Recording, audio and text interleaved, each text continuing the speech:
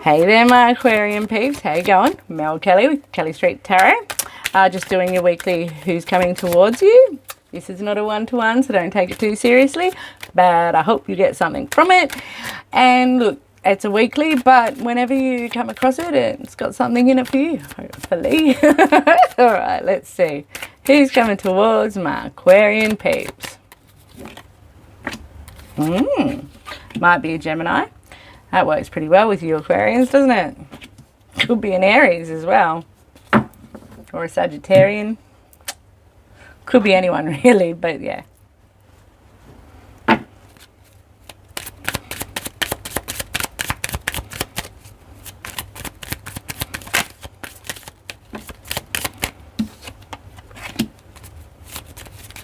Might be a soulmate.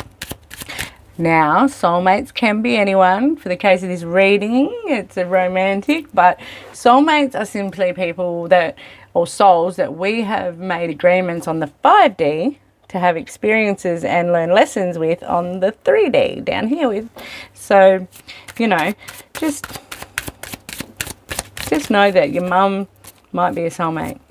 Your daughter might be a soulmate. Your best mate might be a soulmate. Soulmates come to us in many different forms. And yeah, sometimes they're life partners, sometimes they're lovers, sometimes they're karmics. A soulmate karmic comes down, it has agreed to come and fuck your shit up for a while and then go again.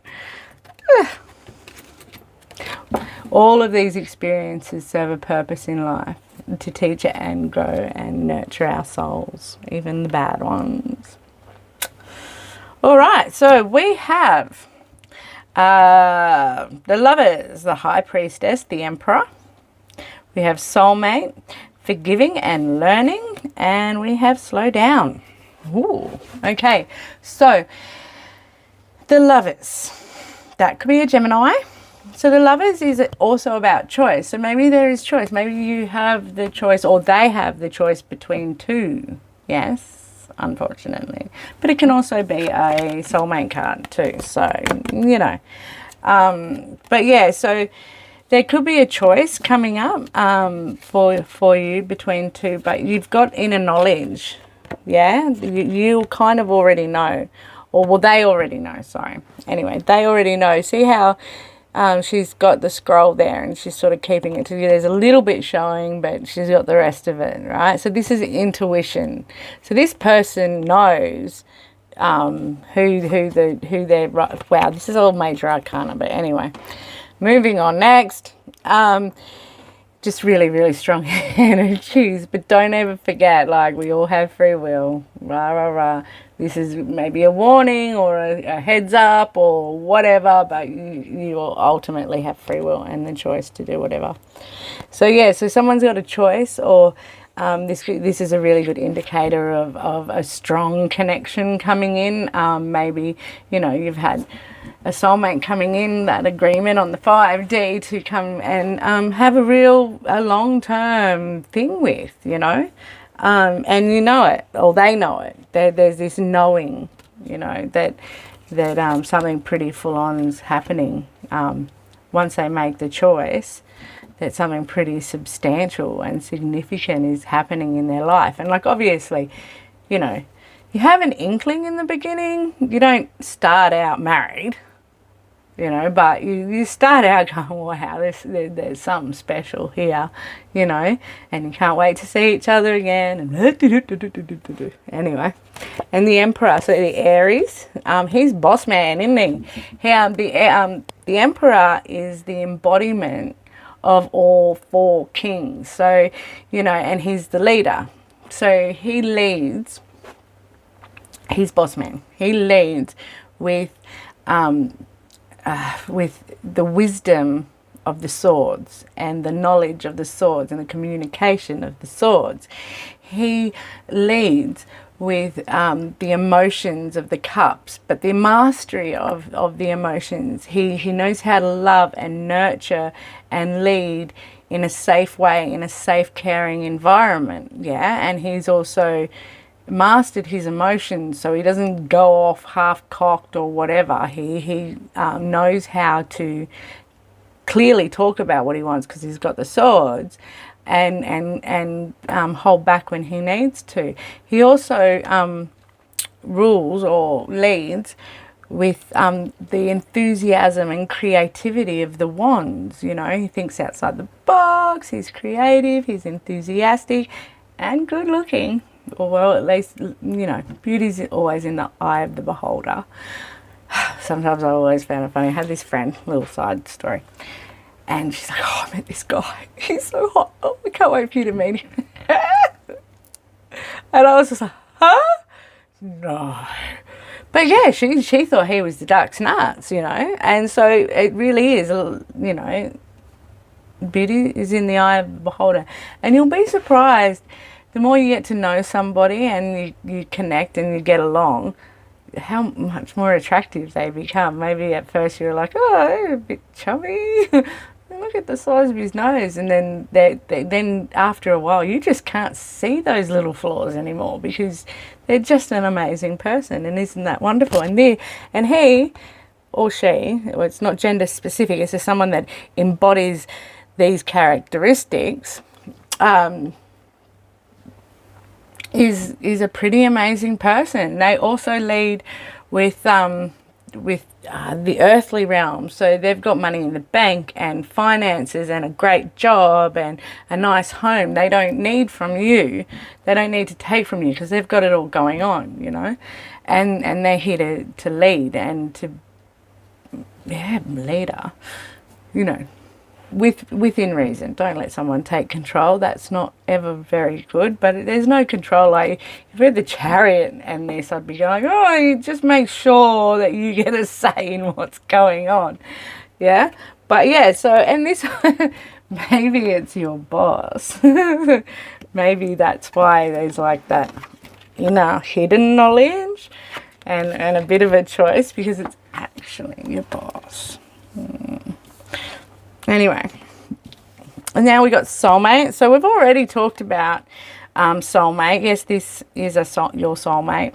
So whoever's coming in, like, it's a pretty intense connection. We've got all major arcana and like intuition and choice and leadership and taking control.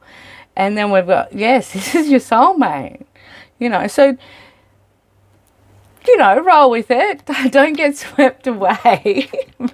And like I said, soulmates come in all kinds of forms and that, but for this reading, it is about romantic connections. Forgiving and learning. As you release and heal the past, you experience more love in your present moment. You know, we all go through bad things and shitty times, and sometimes we carry that around with us for way too long. And you know, most of us, especially as we get on in age, we've all had relationships and let's face it, relationships generally, sometimes I'm right, like there's always exceptions to the rule, but generally don't end because they're going well. Okay, and we get hurt. And it's really important that we take that time to heal, because if we jump into something and we are not healed, we are going to attract that. So we'll be resonating on a frequency, a low vibrational frequency, because we're, you know, hurting, we're lonely, maybe rebounding, whatever, and we're vibrating at this really low frequency, and we're going to bring that, draw that into us. And then we don't get what we want out of it, because then it's a repetitive cycle. So it's really important that if you have been through heartbreak, or if they have been through heartbreak, give them space to heal from that and really move on before you jump into it. But also for you, if you've been through heartbreak, it's really important to take that time to, you know, heal, and so that you're at a really good place for your soulmate. Nurture yourself, fill your cup up, you know, make sure that you come to person that you want to be with a big old full cup of emotional energy and love, and then there's plenty for them to drink from, and you want that coming towards you as well. You want them to be full, you know. Two people with full cups have something to share. Two people with empty cups are only trying to take from each other, and it's emotional codependency. It doesn't work well. It doesn't work well, you know. So anyway, just always try and remember, you know, to heal before moving on to the next. You know, like I'm not one of those jumpers. Like I don't. I actually, on this one, I practice what I preach. I'll be single for years before I get involved again. Anyway, slow down. When you are excited, you get ahead of yourself. Take some time to allow things to unfold. And that is definitely true. You know, like, we get so excited when we meet someone new and they are this person. You just go, and they're like soulmate connection, and you just want to, you know, skip all of this and just go head first into it, and you want to spend all your time together, and that's it. We're a couple, and now we're exclusive, and now we're living together, and now we're married, and then, oh my God, you weren't the person I thought you were.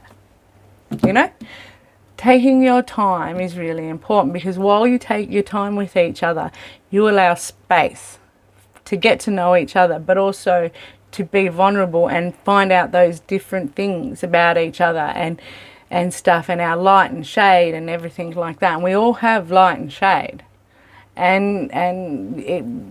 so slow down, don't rush anything. Appreciate the person, absolutely.